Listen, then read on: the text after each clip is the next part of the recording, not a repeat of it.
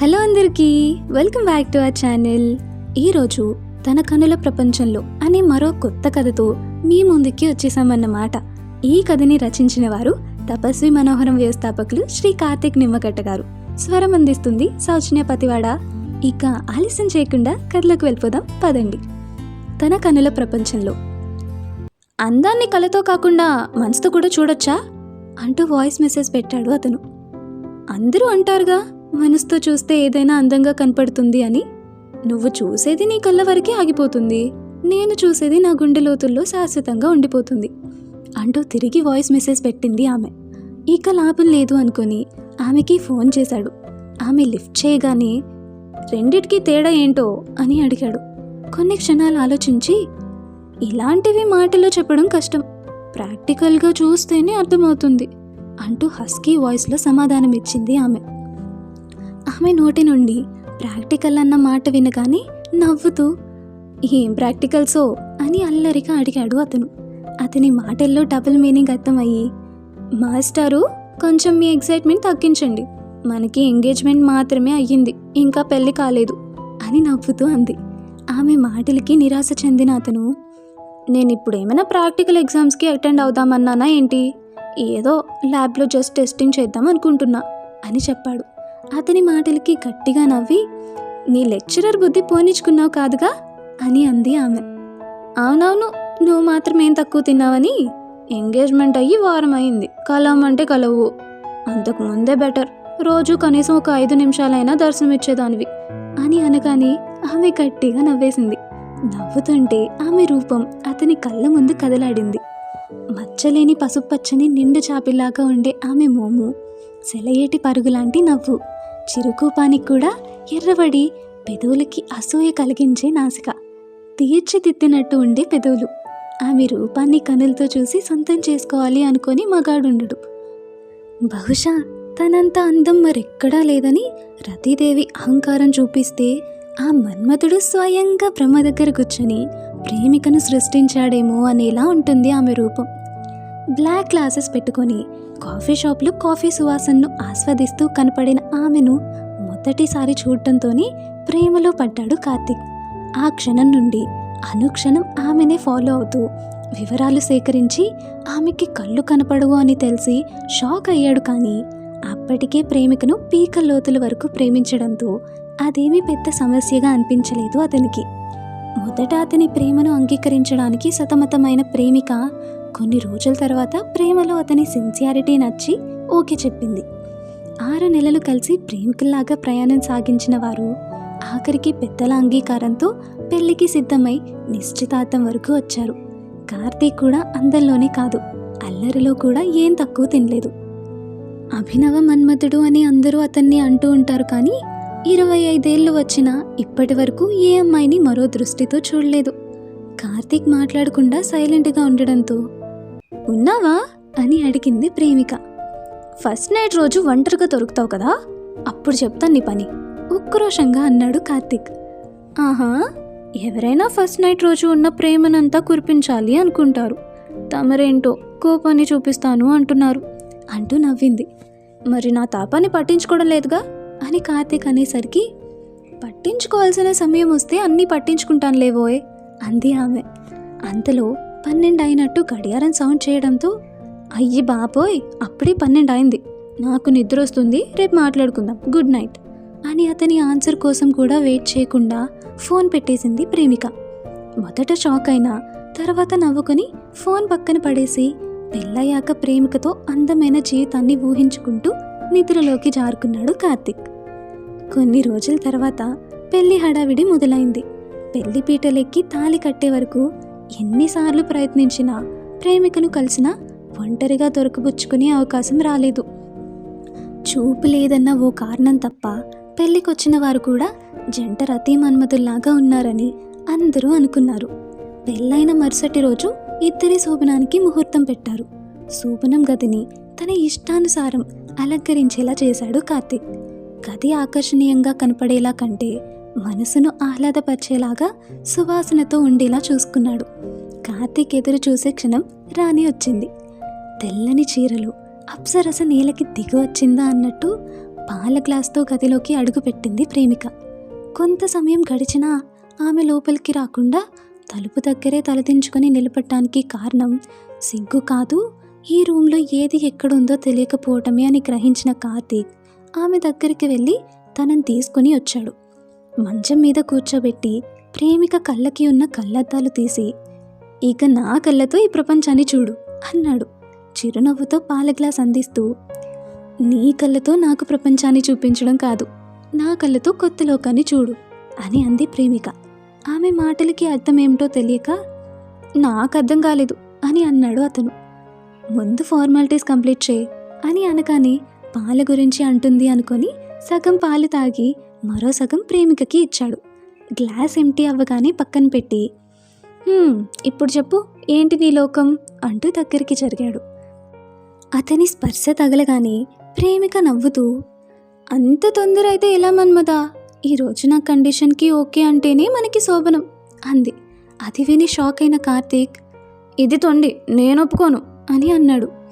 కంగారు పడకు నాన్న, మనకి శోభనం అవుతుంది, కానీ అది నా ప్రపంచంలో అని ప్రేమిక చెప్పగానే మళ్ళీ నా ప్రపంచం అంటుంది ఏమిటా అని ఆలోచనలో పడ్డాడు కార్తీక్. అతను సైలెంట్గా ఉండడంతో, కండిషన్స్కి ఓకే అంటావా, నన్ను వెళ్ళమంటావా అని అడగడంతో, నీ కండిషన్స్ వల్ల మన శోభనం అయితే ఆగదు కదా అని అడిగాడు ప్రశ్నార్థకంగా. కార్తీక్ ప్రశ్నకి ప్రేమిక నవ్వుతూ ఆగదు అనడంతో, సరే కండిషన్స్ ఏంటో చెప్పు అని అడిగాడు. ప్రేమిక తన చీర కుచ్చుల దగ్గర దాచిపెట్టుకున్న ఒక చిన్న బ్లాక్ క్లాత్ తీసి, ఇది నేను నీకు కడతాను, ఈ 3 రాత్రులు కూడా నువ్వు ఈ క్లాత్ కట్టుకునే ఉండాలి, అప్పుడే మనకి శోభనం అంది. అది విని కార్తీక్ అదిరిపడి, వాట్, ఇంత అందాన్ని ఎదురుగా ఉంచుకొని కళ్ళకు గంతలు కట్టుకోవాలా, నో వే, అందాన్ని కళ్ళతో ఆస్వాదించడం కూడా ముఖ్యం అని అన్నాడు. ప్రేమిక వెంటనే, అయితే మనకి నో శోభనం అంది. అంత ఖచ్చితంగా ప్రేమిక శోభనం లేదు అనేసరికి కార్తీక్ ముఖం మాడిపోయింది. అతని పరిస్థితి గ్రహించిన ప్రేమిక కార్తీక్ చేపట్టుకొని, ప్లీజ్ నా మాట ఒక్కసారి విను, ఒకవేళ ఈరోజు నీకు నచ్చకపోతే రేపు క్యాన్సిల్ చేసుకుందాం అని చెప్పింది.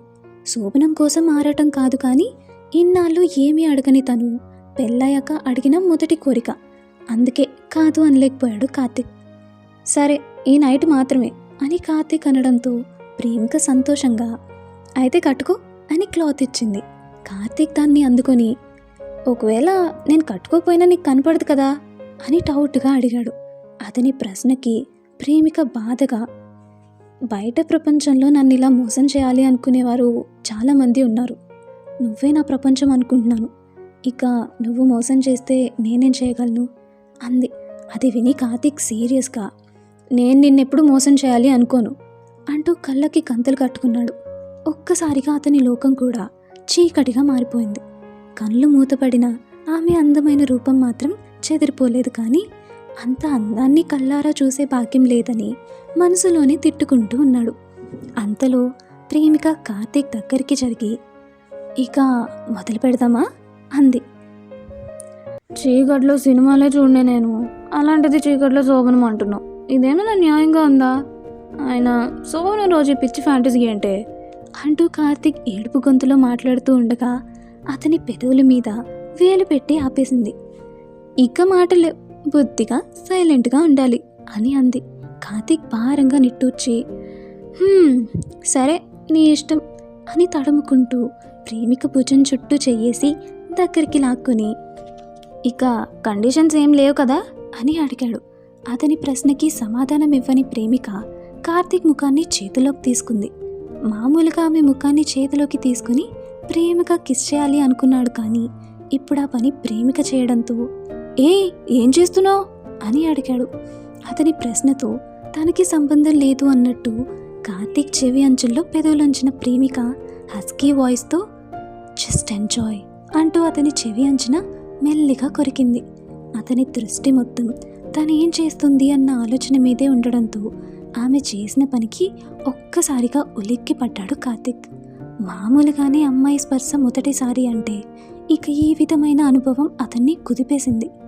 అతనికే తెలియకుండా ఊపిరి భారంగా మారి గుండె వేగం పెరిగింది. కళ్ళు మూసుకొని ఉండడం వల్ల ఏమో ఆ అనుభవం మరింత స్పష్టంగా తెలుస్తుంది. ప్రేమిక చేసిన పని అతని కళ్ళు ముందు కదిలేసరికి కార్తీక్ ఒళ్ళు చలతరించింది. కార్తీక్ ఆమెను గట్టిగా పొదివి పట్టుకుని మీదికి లాక్కుని మంచం మీదికి వాలిపోతూ, ఈరోజు అన్నీ నువ్వే చేయాలనే కండిషన్ ఏమైనా ఉందా అని కొంటెగా అడిగాడు. ప్రేమిక నవ్వుతూ, ఉంది, నేను చెప్పే వరకు నువ్వు రియాక్ట్ అవ్వకూడదు అని అంది. కార్తీక్ కూడా నవ్వేస్తూ, సరే నువ్వు స్టార్ట్ అన్నప్పుడే నేను మొదలు పెడతాను అన్నాడు. ప్రేమిక నవ్వుకొని కార్తీక్ ముఖాన్ని మళ్ళీ చేతిలోకి తీసుకుని ఆమె తడి పెదవులతో అతని నుదురు, కళ్ళు, నాసిక, బుగ్గల మీద ముద్దు పెడుతూ ఆగిపోయి, ఎప్పుడైనా పచ్చివెన్నలో పంచదార కలుపుకొని తిన్నావా అని అడిగింది. అప్పటికే ఆమె అల్లరికి ప్రేమలోకంలో విహరిస్తున్న కార్తీక్కి ఈ సమయంలో ఆ ప్రశ్న ఏమిటో అర్థం కాక, అలాంటి కాంబినేషన్ ఉంటుందా అని అడిగాడు.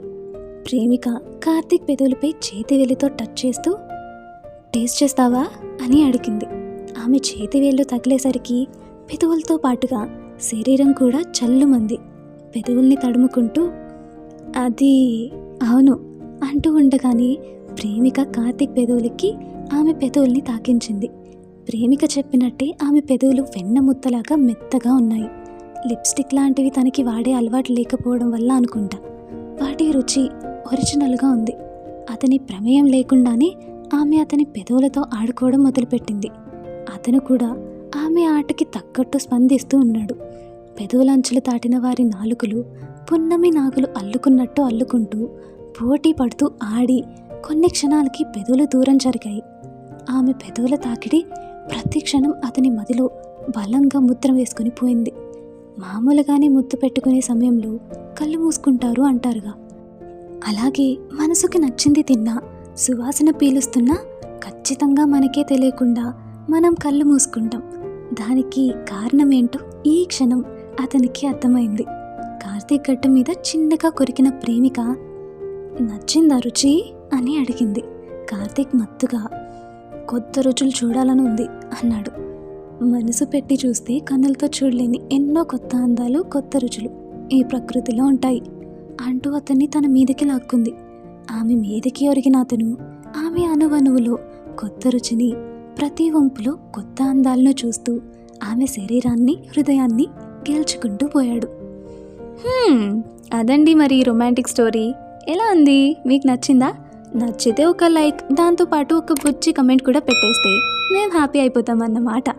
ఇక ఈ కథకి ఇంతే. వేరే స్టోరీతో మళ్ళీ కలుసుకుందాం. అప్పటి వరకు సెలవు.